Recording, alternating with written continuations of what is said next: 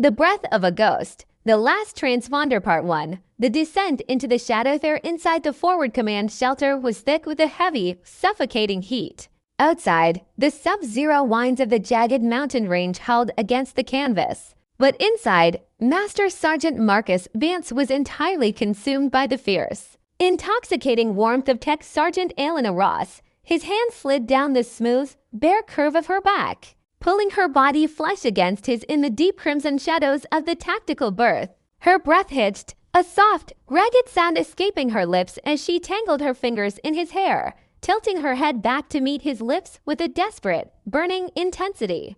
It was a chaotic, feverish escape, a stolen pocket of raw human passion where the freezing reality of the war zone evaporated entirely.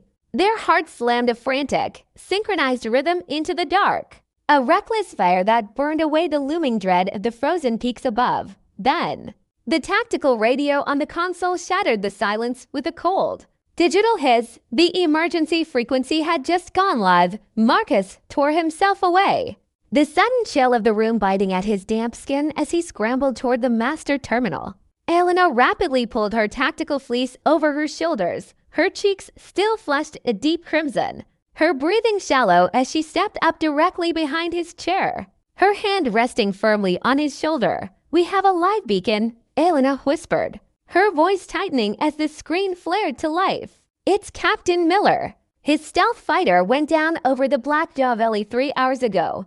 The display was pulling in a localized, high-priority emergency telemetry stream. Combat search and rescue CSAR. Tactical alert tacit downed. F-35 Lightning Strike variant pilot identity. Captain Thomas Miller Calcine, Phoenix. Beacon status, active personal survival transponder. Location profile, Blackjaw Valley high threat sector signal authentication, 100%. Cryptographic match, we're moving out, Marcus said, his eyes scanning the jagged topography map of the valley. "Get the armored recovery vehicle spun up. We follow that signal." 10 minutes later, their heavy, six-wheeled rescue vehicle was roaring down into the pitch-black maw of the valley. The terrain was a nightmare of sheer obsidian cliffs and thick, freezing fog that choked their night vision arrays. But cutting through the atmospheric interference was the steady, radiant pulse of Miller's transponder, guiding them deeper and deeper into the narrow floor of the gorge. Part 2. The perfect cadence as the vehicle bounced violently over the rocky terrain.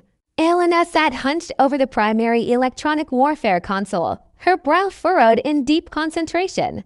The transponder data stream was scrolling down her monitor in clean, glowing amber lines. "Marcus, the data looks completely pristine," Elena noted, her fingers tapping a rhythm on the edge of the screen. "The transponder is broadcasting Miller's personal biometric telemetry overlay. His core body temperature is 36 degrees Celsius. His heart rate is hovering at 98 beats per minute.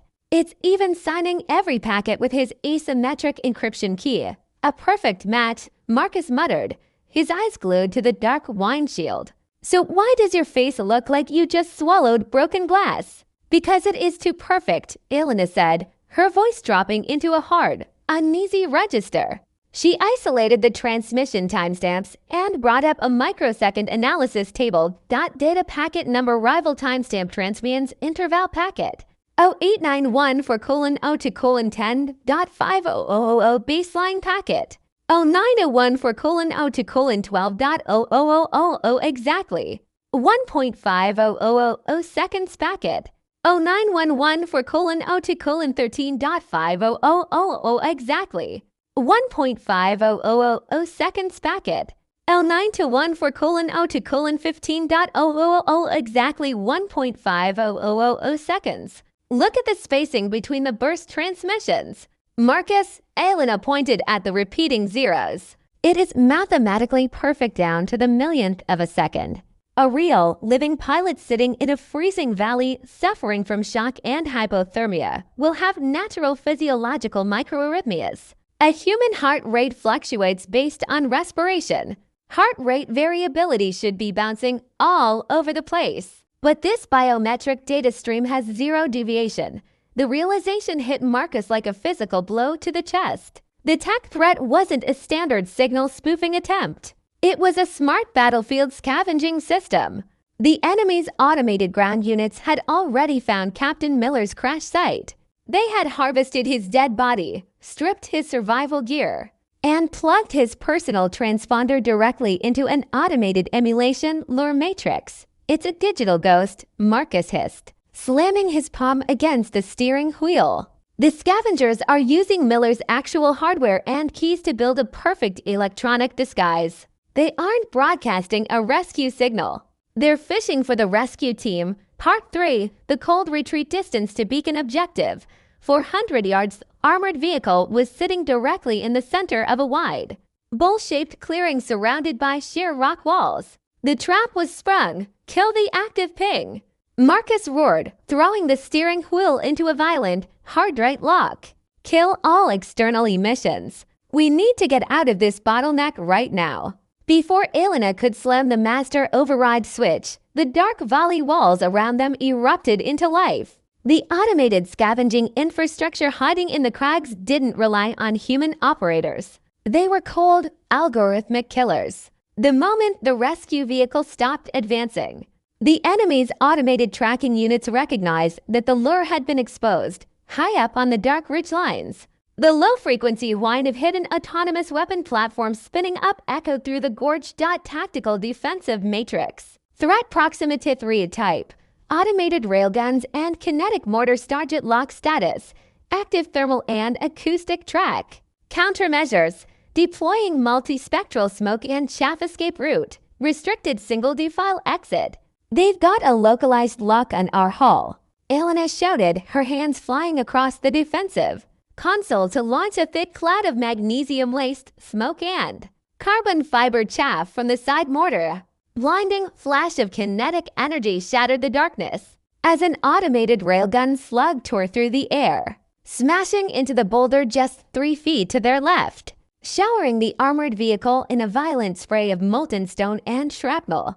The vehicle rocked violently on its suspension, the interior cabin lights flickering to a chaotic amber. Marcus kept his footing, his knuckles turning white as he drove the massive vehicle entirely by memory through the thick, self-inflicted fog. He used the narrow canyon walls as physical shielding, scraping the armored flanks of the hull against the obsidian stone to break the line-of-sight tracking of the autonomous turrets above.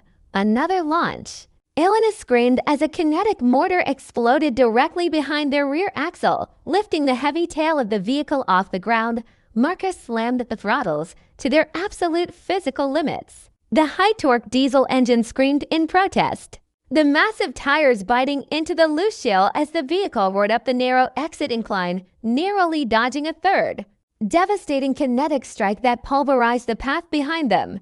They bounded over the crest of the valley rim, breaking away from the automated kill box into the open, wind-swept plains above.